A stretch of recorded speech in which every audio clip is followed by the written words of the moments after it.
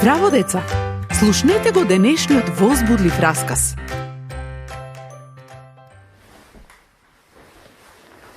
Анет се превртуваше во креветот.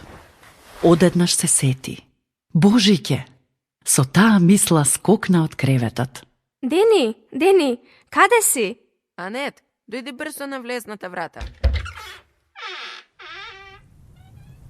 Што правиш надвор? Ќе се разболиш. Анет, Дедо Мраз беше овде, а ти рече дека нема да биде во можност да го направи тоа за нас на планината. Но јас сепак ги ставив црвените влечки надвор и види, ми донесе нешто. Анет виде. Снежно бело маче се сутулило во меките влечки. Дени го однесе во куќата. Ке му дадам име Снежана. Многу сум среќен. Дени му даде топло млеко на мачето, а Анет седна на столчето за лулање на бабаи и ги гледаше. Додека гледаше, помисли на Божик пред 5 години. Тогаш имаше 7 години и беше дозволено да оди во црква со соседката и нејзиниот син Лука. Беше многу убаво да се слуша пеењето и да се слуша како пасторот раскажува за бебето Исус. Но едноставно не можеше да го трпи Лука, алчното момче со црна коса. Тој ја молеше Анет да му го даде нејзиното божикно колаче. Но не му го даде. Апсолутно не. Потоа тргна низ снегот и се врати дома. Со нетрпение го чекаше бадник, но кога го виде тажното лице на таткој, се изненади.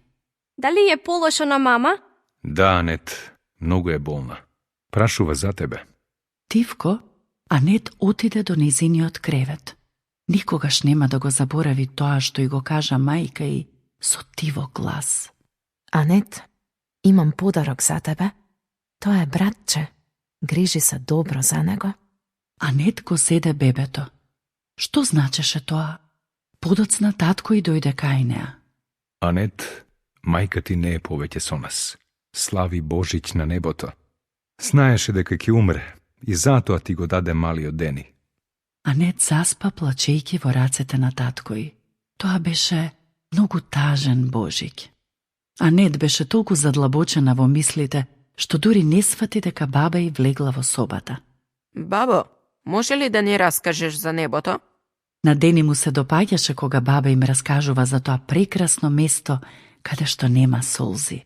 Но во срцето на Анет, судирот со Лука се уште беше таму. Немаше место за Исус, што беше причината се да стане уште полошо. Што се случило, можеш да слушнеш во следната драма. До следното слушање. Ако сакаш да не контактираш или ако имаш прашање, пиши ни на radio7kids@gmail.com. Чао!